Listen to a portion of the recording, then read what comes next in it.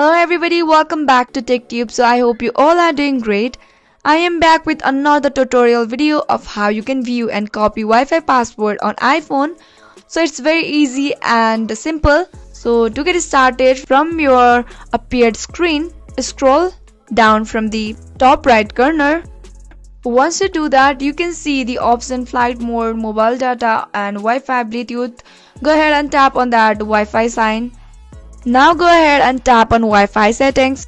Now here you can see the available networks near to your home or near to the location that you are on. Now go ahead and click on the connected Wi-Fi. Now you can see the option called password right there. Go ahead and tap on it. So to see the password, you need the Face ID of the user. Once your Face ID is recognized, you'll be able to see the password. So guys, this is how easily you can view and copy password on your iPhone. If you found the video to be helpful and informative, go ahead and subscribe to our channel and also press the notification bell for more updates.